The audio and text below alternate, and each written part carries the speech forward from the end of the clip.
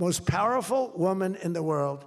She can take out a country, destroy, take out a country with one phone call. That's power. I don't know if I could do that, but she could. Thank you, Susie. Do you feel good about the job you're doing? Huh? She's never going to be satisfied. She's doing a great job. White House Chief of Staff Susie Wiles is drawing sharp attention after a series of unusually candid interviews published by Vanity Fair.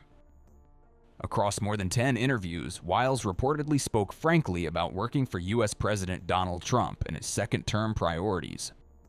She reportedly described Trump as having an alcoholic's personality, despite the president being a lifelong teetotaler. Wiles acknowledged Trump's strong appetite for revenge, conceding many second-term actions were driven by retribution. She suggested Trump is pursuing regime change in Venezuela through continued military strikes, contradicting official explanations. She claimed that the Trump administration is confident it knows exactly who is being targeted in the strikes.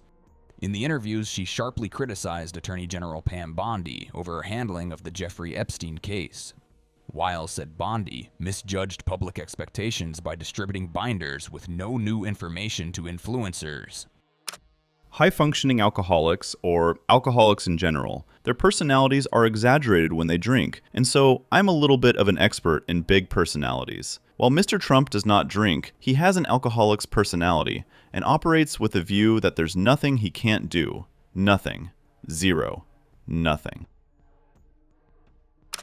After the story was published, Wiles disparaged it as a disingenuously framed hit piece.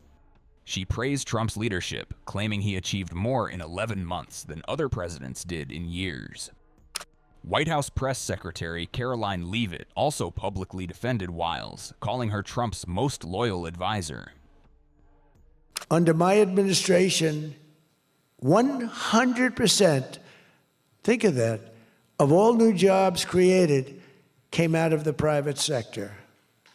In fact, the federal government, we cut thousands and hundreds of thousands of jobs out of the federal government. Now, if I wanted to do something for purely political reasons, I'd say, Susie, let's hire a couple of million federal workers. And you know what happened? Unemployment is unbelievable. We don't do that. They did that. They used to hire workers in order to fudge up the numbers. The federal workers. By the way, Susie Wiles, most powerful woman anywhere in the world by the biggest, most important magazine. Susie Wiles, she had a father, Pat Summerall, the great announcer, football. He was a great football player, became an even greater, the voice of the NFL, and he was supposed to be a tough cookie, and I believe it 100%. Most powerful woman in the world. She can take out a country, destroy, take out a country with one phone call. That's power. I don't know if I could do that, but she could. Thank you, Susie. Do you feel good about the job you're doing? Huh? She's never going to be satisfied. She's doing a great job. We're also making incredible strides to make America affordable again. That's a new word that they're using. Affordability, they talk. They had the worst inflation in history. They had the highest prices in history. The country was going to hell.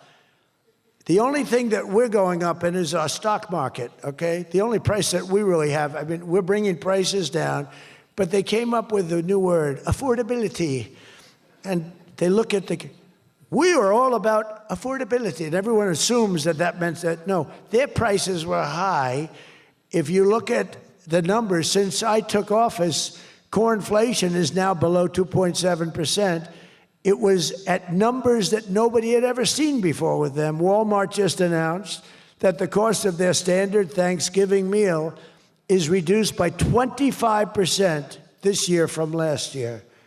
So they make, look, the Democrats, I don't know, some of you are probably liberal Democrats. I don't know about in your country. I don't know if you know that word, liberal. The word liberal doesn't exist.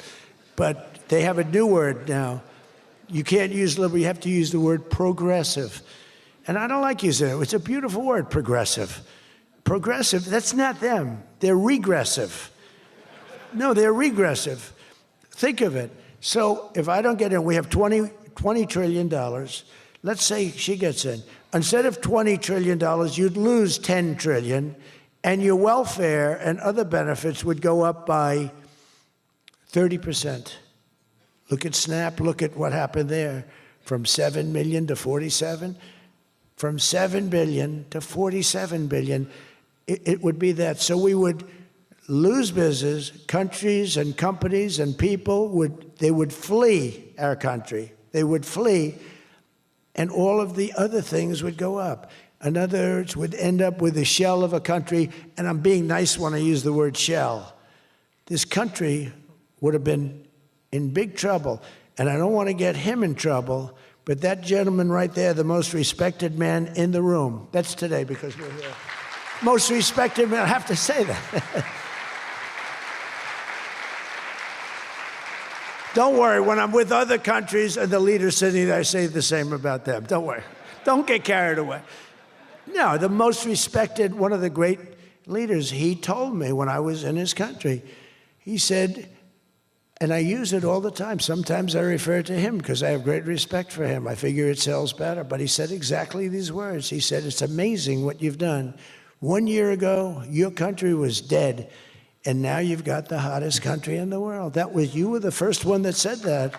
And I've used your name hundreds of times. I use your name, I say, that king of Saudi Arabia said. But anyway, but it's true. We were a country that was in really bad trouble. We were a country that would have been dead, I believe, within a year or 2 years after the election. We were headed in a very bad direction. And now we're headed in the best direction, I think, that we've ever been headed. According to the USDA, Turkey is down, think of that, 33%. And I'm not talking about the country of Turkey. He's doing fine. Erdogan is doing good. Just want to, I don't want him calling me. I'm not down 33%. He's a friend of ours. We got to take care of our friends. Since March, egg prices are down 86%. Think of 86%. Many other prices are down in a similar number. When I first came into office, my first 3 days, I had a news conference, and they started screaming at me. Those people, that's a lot of people back there. Look at all the fake news. They started screaming at me, eggs, eggs. I didn't know anything about it. I said, what's going on with eggs? They're up quadruple. I said, I've only been here for 3 days.